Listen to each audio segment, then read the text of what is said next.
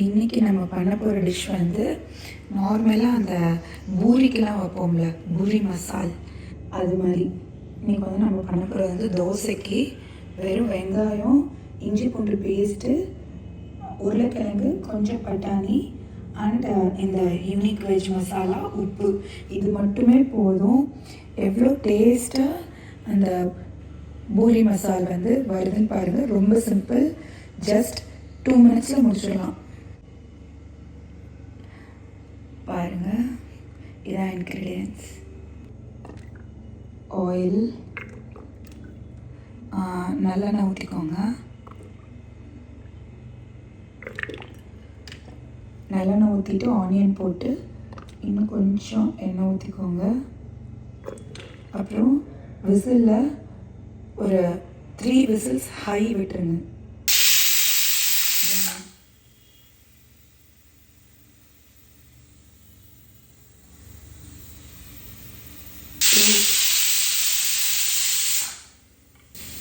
3,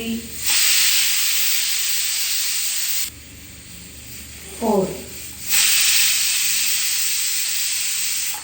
விசில்ஸ்க்கு அப்புறம் ஆஃப் பண்ணிவிட்டு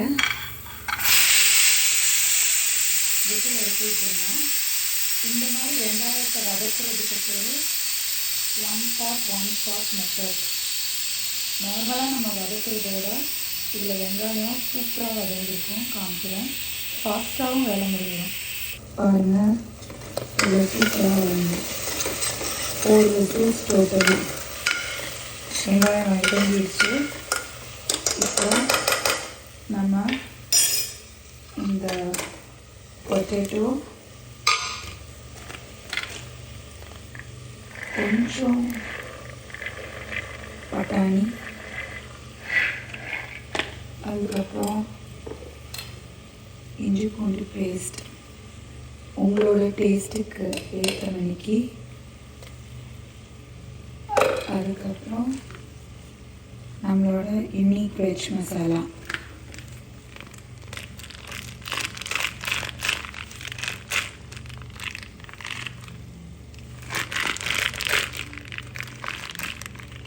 உங்களுக்கு எவ்வளோ தேவையோ அதுக்கேற்ற மாதிரி போட்டுக்கலாம். இது வந்து உரப்பு ரொம்ப இருக்காது. பட் உங்களுக்கு கன்சிஸ்டன்சி திக்கு கிரேவி வேணும்னா கூட போட்டுக்கலாம். கிரேவி லைட்டாக வேணும்னா குறையாக போட்டுக்கலாம். நான் கொஞ்சம் கூட தான் போடுவேன். வெஜ் மசாலா போட்டு உப்பு,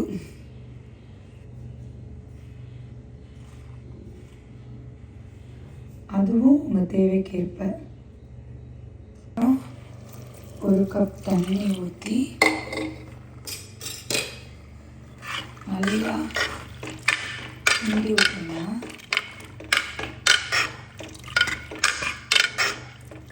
இன்னும் கொஞ்சம் தண்ணியும் ஊற்றிக்கலாம். தண்ணி ஊற்றி அது மட்டும் போட்டாச்சு.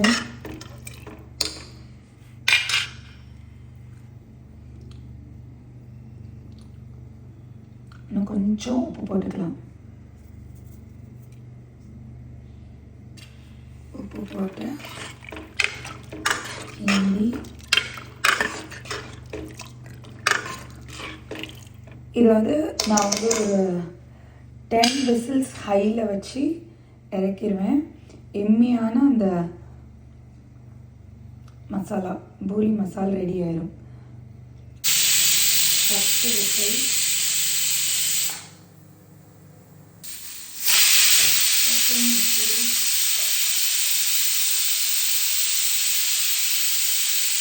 third whistle,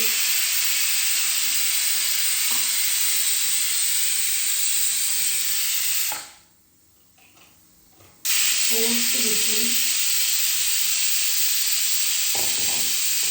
fifth whistle,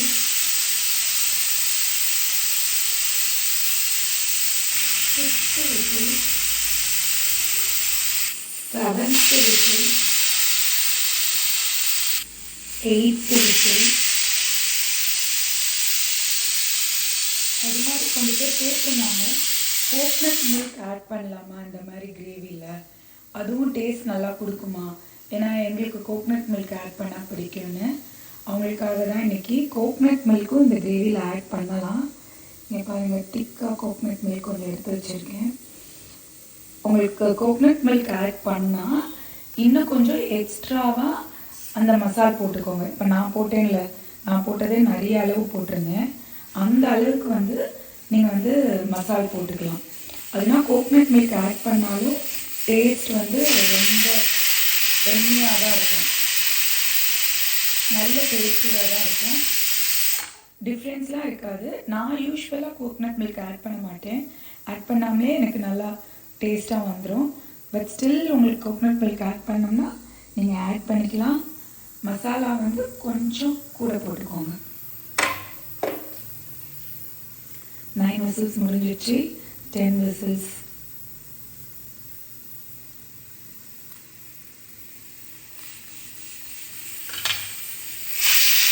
whistle add பண்ணிட்டு இதை எடுத்துக்கோங்க.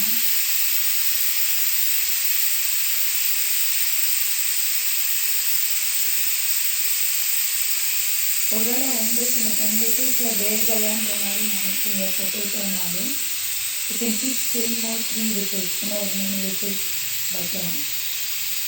10 விசில்ஸ் வச்சதுனால பட்டாணி குழஞ்சிருக்கோன்னு நீங்கள் நினைக்க வேண்டாம். பாருங்கள் பட்டாணி எவ்வளோ சூப்பராக இருக்குன்னு. ப்ளஸ் பொட்டேட்டோவும் நல்லா வெந்திருக்கு. நீங்கள் நல்லா இப்படி பொட்டேட்டோவை மசிச்சு விட்டுக்கலாம்.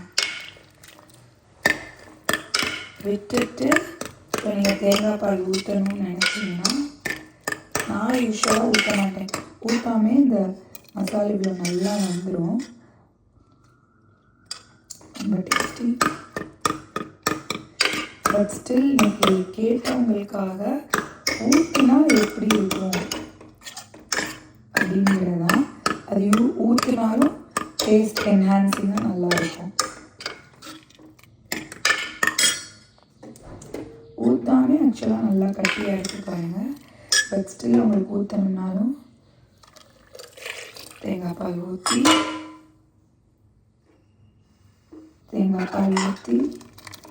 நல்லா கொதிக்க விட்டு இறக்கிக்கலாம்.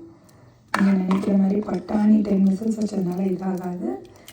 அதே மாதிரி உருளைக்கிழங்கும் நல்லா வெந்திருக்கும். இந்த மாதிரி எப்படி வெந்திருக்கு, நல்லா உருளைக்கிழங்கு மசிச்சு விட்டுருக்கேன்.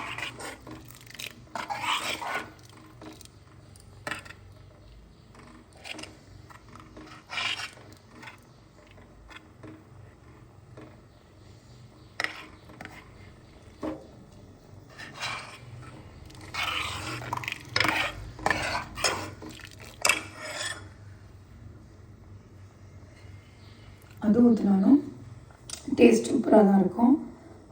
காரம் எல்லாமே பர்ஃபெக்டாக இதாக இருக்கும்.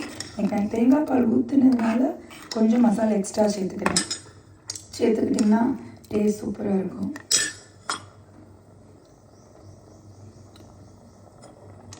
எம்மி, கண்டிப்பாக இதை ட்ரை பண்ணி பாருங்கள். இந்த வெஜ் மசாலாவில் எனக்கு தேங்காய் பாலும் ஊற்றலாமா அப்படின்னு கேட்டவங்களுக்காக இது. நீங்கள் எல்லாத்துலேயும் தேங்காய் பாலும் ஊற்றலாம். ஒரே ஒரு ஸ்பூன் எக்ஸ்ட்ரா போட்டுக்கிட்டிங்கன்னா போதும், நல்லா டேஸ்டியாக இந்த மாதிரி வந்துடும் பூரி மசால். எம்மியஸ்ட் பொட்டேட்டோ பூரி மசால் ரெடி. தேங்காய் பால் ஊற்றி அந்த மசால் மட்டும் போட்டு வைக்கிற வேஷன் சூப்பராக இருக்கும். தேங்காய் பால் ஊற்றாமல் வச்சிங்கனாலும் ரொம்ப நல்லாயிருக்கும். சில பேர் தேங்காய் பால் ஊற்றி வச்சா எப்படி இருக்குன்னு கேட்டதுக்காக அதில் பண்ணி காமிச்சிருக்கேன்.